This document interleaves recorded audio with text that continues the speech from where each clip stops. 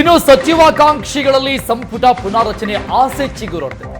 ಪಕ್ಷದ ತೀರ್ಮಾನ ಯಾವುದೇ ಇದ್ರೂ ಕೂಡ ಅದಕ್ಕೆ ನಾವು ಬದ್ಧ ಅಂತ ಸಿಪಿವೈ ಹೇಳಿದ.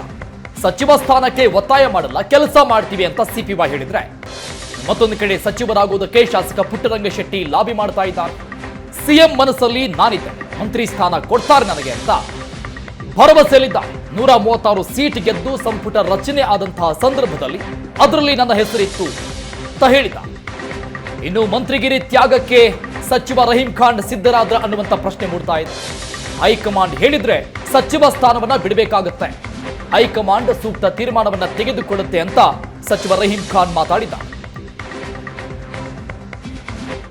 ಕಾಂಗ್ರೆಸ್ ಪಕ್ಷ ಯಾವುದೇ ತೀರ್ಮಾನ ತಗೊಂಡ್ರು ನಾನು ಸ್ವಾಗತಿಸ್ತೀನಿ. ಪಕ್ಷ ತಗೊಳ್ಳೋ ತೀರ್ಮಾನಕ್ಕೆ ನಾನು ಬದ್ಧವಾಗಿರ್ತೀನಿ. ನಾನೇನು ಒತ್ತಾಯ ಮಾಡಲ್ಲ, ನಾನೇನು ಅದರ ಆಕಾಂಕ್ಷಿಯಾಗಿ ನನಗೆ ಮಂತ್ರಿಗಿರಿ ಕೊಡಲೇಬೇಕು ಅಂತ ಹೇಳಲ್ಲ. ಇಲ್ಲಿ ನಮ್ಮ ಜಿಲ್ಲೆಯಲ್ಲಿ ಬಾಲಕೃಷ್ಣ ಅವರು ಒಬ್ಬ ಸೀನಿಯರ್ ಆಗಿ ಒಬ್ಬ ಶಾಸಕರಿದ್ದಾರೆ.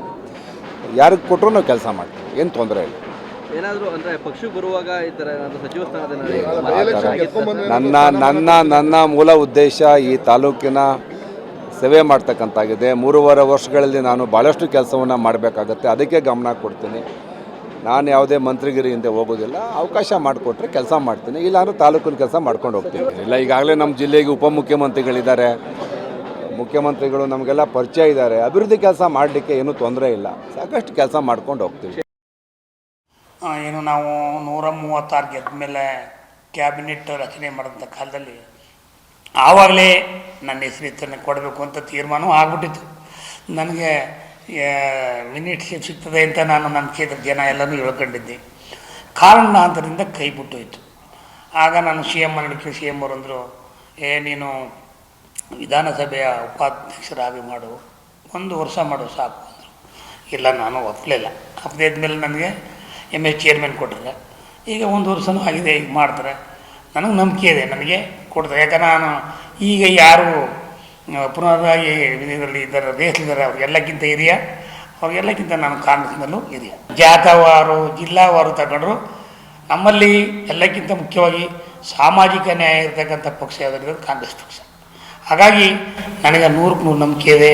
ಖರ್ಗೆ ಸಾಹೇಬರು, ನಮ್ಮ ಮುಖ್ಯಮಂತ್ರಿಗಳು ಮತ್ತು DK ಇವರೆಲ್ಲ ನಮಗೆ ಕೊಡ್ತಾರೆ ಅನ್ನೋ ಒಂದು ನಂಬಿಕೆ ಇದೆ. ಖಂಡಿತ ನನಗೆ ಈ ಬಾರಿ ಯಾವಾಗಲೂ ಅಲ್ಲಿಂದ ತೀರ್ಮಾನ ಆಗ್ತದೆ. ಮತ್ತು ನಾವು ಎಲ್ಲ ಒಳ್ಳೆ ಕೆಲಸ ಮಾಡಿದ್ದೆವು. ನಮ್ಮ ಸೈಡ್ MP ಬೀದರ್ಲಿಂದ MP 1 ಲಕ್ಷಕ್ಕಿಂತ ಜಾಸ್ತಿ ಓಟ್ಲಿಂದ ಇಲ್ಲಿ ಹೈದರಾಬಾದ್ ಕನ್ನಡ ಏರಿಯಾನಲ್ಲಿ ಎಲ್ಲ MPs ಬಂದಿದ್ದಾರೆ. ಮತ್ತು ತೆಲಂಗಾಣದಲ್ಲಿ ನಮಗೆ ಇನ್ಚಾರ್ಜ್ ಕೊಟ್ಟಿದ್ದಾರೆ, ಅಲ್ಲಿ MLA ಬಂದಿದ್ದಾರೆ. MP ಅಲ್ಲಿ ನಮಗೆ ಜೈರಾಬಾದ್ ಅಲ್ಲಿ MP ಇಟ್ಟಿದ್ದಾರೆ.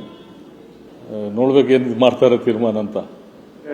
ಕೆಲವರಿಗೆ ಕೋಕ್ ಕೊಡ್ತಾರೆ, ಅದು ರಹೀಂ ಖಾನ್ ಅವ್ರಿಗೂ ಕೂಡ ಕೋಕ್ ಕೊಟ್ಟು ಬೇರೆಯವ್ರಿಗೆ ಕೊಡ್ತಾರೆ ಅನ್ನೋ ಒಂದು ಚರ್ಚೆಗಳು ನಡೀತಾ ಇದೆ. ಅದ್ರ ಬಗ್ಗೆ ನನಗೆ ಅಷ್ಟು ಮಾಹಿತಿ ಇಲ್ಲ. ಬಟ್ ಯಾವಾಗಲೂ ಇಲ್ಲಿ ಸಿದ್ದರಾಮಯ್ಯ ಇದ್ದಾರೆ, ಮತ್ತು DK ಶಿವಕುಮಾರ್ ಸಾಹೇಬರಿದ್ದಾರೆ, ಅಲ್ಲಿ ರಾಹುಲ್ ಗಾಂಧಿ ಇದ್ದಾರೆ, ಮತ್ತು ಖರ್ಗೆ ಸಾಹೇಬರಿದ್ದಾರೆ, ವೇಣುಗೋಪಾಲ್. ಹೈಕಮಾಂಡ್ ನಮ್ಮ ಹತ್ರ ಎಲ್ಲ ಡಿಸಿಷನ್ ಟೇಕನ್ ಹೈಕಮಾಂಡ್ ಇದ್ದಾರೆ. ಬಟ್ ನಾವು ಅಂದರೂ ಒಳ್ಳೆ ರೀತಿಯಿಂದ ಕೆಲಸ ಮಾಡಿದೆವು, ಒಳ್ಳೆ ಡಿಪಾರ್ಟ್ಮೆಂಟ್ನಲ್ಲಿ ಇಂಪ್ರೂವ್ಮೆಂಟ್ ಮಾಡಿದೆವು, ಮತ್ತು ಪಾರ್ಟಿ ಸಲಹೆ ವರ್ಕ್ ಒಳ್ಳೆ ಮಾಡಿದೆವು. ನಮ್ಮ ಕಲ್ಯಾಣ ಕರ್ನಾಟಕನಲ್ಲಿ ಎಲ್ಲ 5 MP ವಿನ್ ಮಾಡಿಸಿದೆವು.